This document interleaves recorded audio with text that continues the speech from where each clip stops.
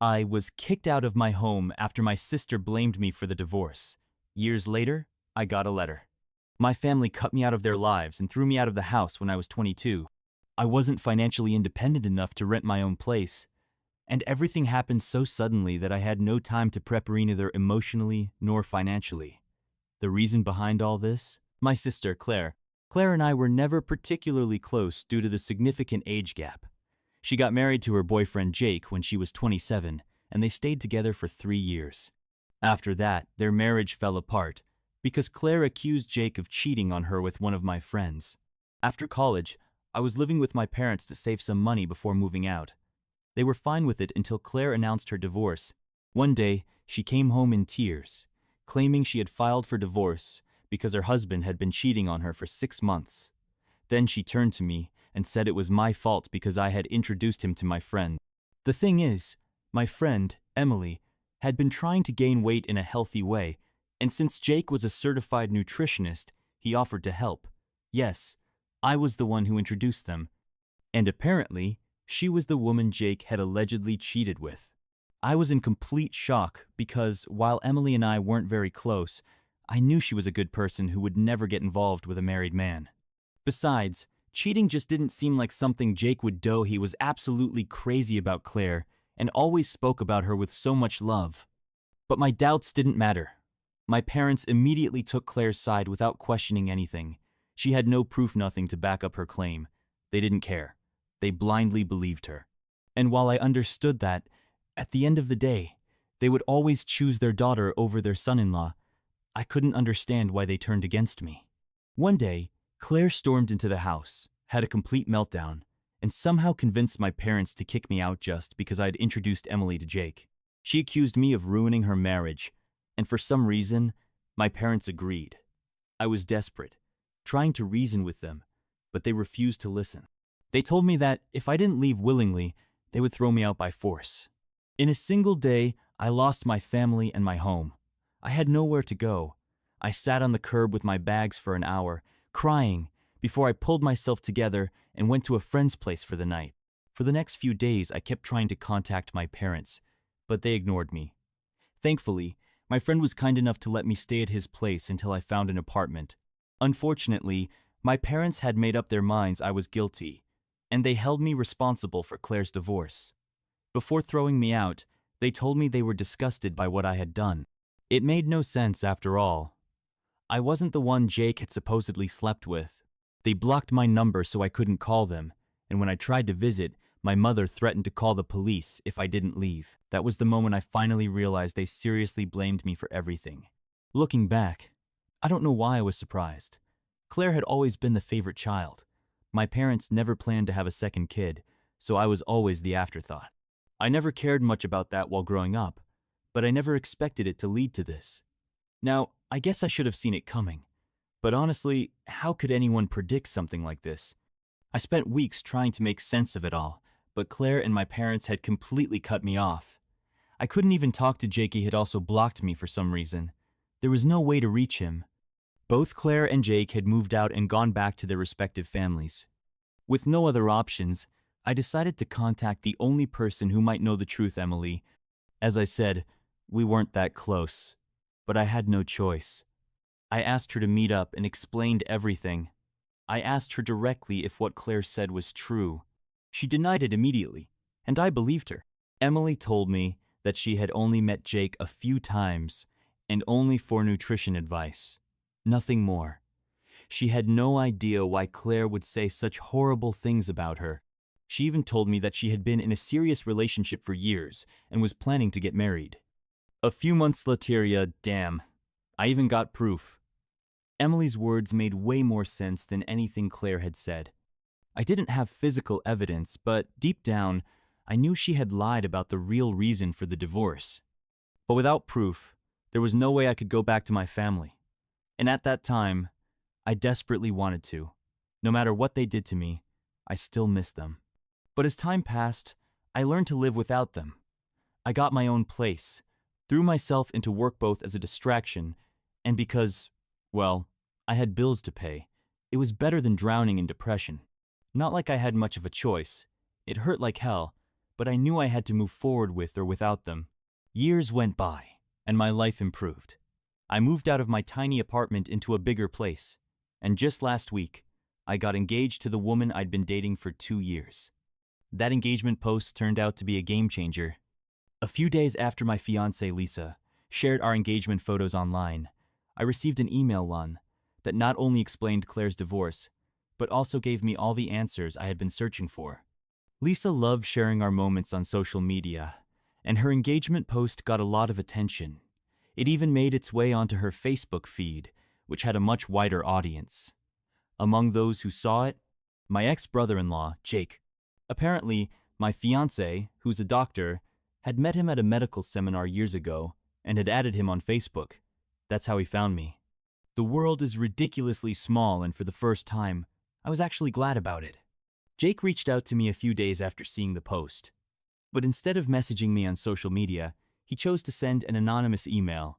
Later, he explained that he did this because he didn't want to seem like some bitter guy who was still hung up on his divorce years later. Plus, he had blocked me back then, and now, after all this time, he felt awkward reaching out directly. As for the email itself, it was insane. It contained the entire truth along with undeniable proof. 7 years ago, Claire had been the one cheating, not Jake. And the kicker? She had been cheating with my friend. The very thing she accused Jake of she had been doing herself. Back then, my friend Frank was working as a cashier at a grocery store near Claire's house. I never would have suspected anything between them because I had never even seen them together. They had done a damn good job of hiding it. Well, almost good enough because Jake had found out. When Claire got caught, she immediately blamed me. She told Jake that it was all my fault because I was the one who had introduced her to Frank.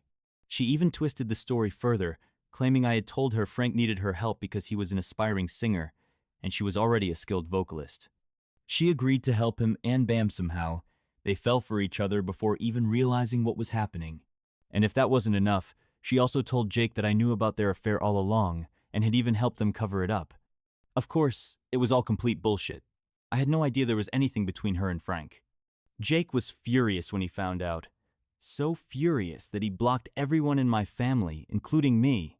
Looking back, he admits that was a dumb move, but at the time, he was too blinded by rage to think straight. The email was written as anonymously as possible, but I knew it was from him. The proof he attached? A whole damn collection of screenshots messages between Claire and Frank where they openly discussed how easy it was to deceive Jake.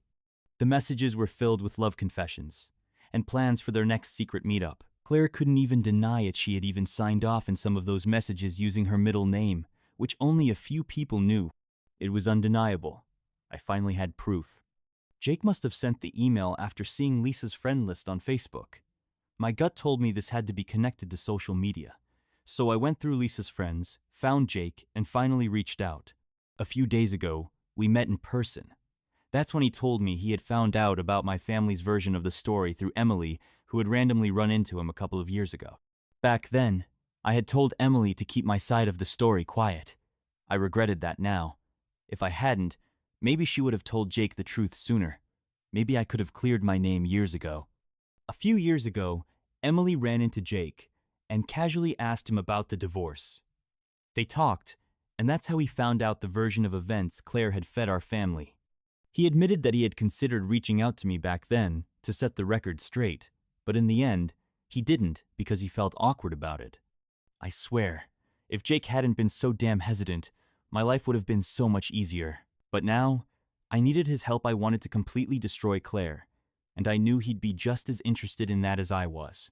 Claire had clearly lied to our parents to secure their financial support during the divorce, and to make sure no one could challenge her story, she had thrown me under the bus, knowing that if I ever talked to Emily, I'd learn the truth. I couldn't wrap my head around how someone, especially my own sister, could be this selfish. I was sure she had never even tried to tell my parents the truth. They had swallowed every single lie she had fed them.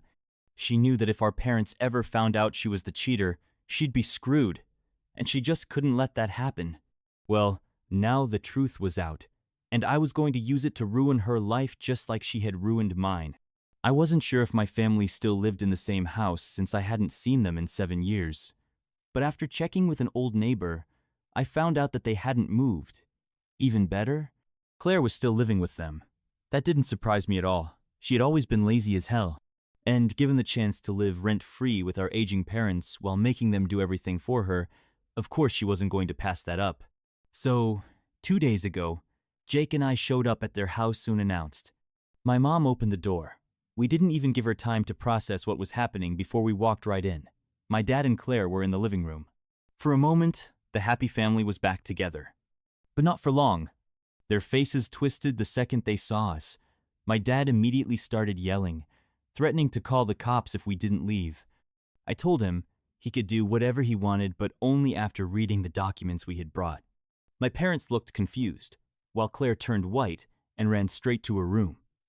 I figured she was trying to escape, but there was no point, she was done. Jake pulled out the divorce papers and the screenshots of Claire's conversations with Frank, while I laid out the real story. Then Jake hit them with the final blow, telling them how Claire had been forced to give up our grandmother's diamond ring to cover the missing divorce settlement money because, as a school teacher, she couldn't afford to pay him. My parents were shocked. We watched as the drama unfolded. My dad demanded an explanation from Claire, and even with all the evidence stacked against her, she still tried to lie her way out of it. But this time, it didn't work. My dad snapped. He threw her out on the spot. He packed up all her things, handed her a bag, and then kicked all of us out of the house. I didn't need to be told twice. I left with Jake, while Claire stood there begging them to let her stay just like I had begged years ago. It was the perfect revenge, and I had never felt happier. A couple of days later, Claire showed up at my apartment, demanding that I fix things with our parents. I had no idea how she even found me, but I told her straight up I didn't owe her a damn thing. She ruined my life. And now, I had returned the favor. We were even. Apparently, she had zero dignity left, because as soon as I said that, she started crying and calling me a monster. I didn't give a shit. I just put on my headphones, blasted my music, and ignored her while Lisa, my fiancée, kept working in her office. Eventually, Claire gave up and left. But before she did, she left a message scrawled in marker across my door reminding me that I was a vengeful monster. Honestly, I don't see anything wrong with what I did. I don't feel guilty. At all. But Claire? She's completely convinced that I'm the villain here. The thing is, I only did to her exactly what she did to me all those years ago. The only difference? I told the truth. She spent years lying. So, what do you guys think? Did I go too far in ruining my sister's life and getting her kicked out 7 years after she framed me for her divorce? Let me know in the comments. Update 1. Claire just won't leave me alone. It's been a week since I threw her out, and she's still harassing me. I had to threaten her with the police after she called me 14 times in one day. That finally made her stop for now. I honestly have no idea how she even got my phone number and address, but that's the least of my concerns. Claire keeps trying to guilt-trip me, saying her teacher's salary isn't enough to live on. Yeah, right. The truth is, she's just pissed that now she actually has to pay for rent, utilities, and groceries on her own. After years of freeloading, reality is finally kicking her in the ass. And yes, I've blocked her multiple times. But apparently, she's been getting her friends to add me to group calls or contact me from unknown numbers. So blocking is useless. As for my parents, they're no better. If anything, they might be worse. They found me on Facebook, saw Lisa's engagement post, and now they suddenly want to be part of my life again. They even said they wanted to attend my wedding.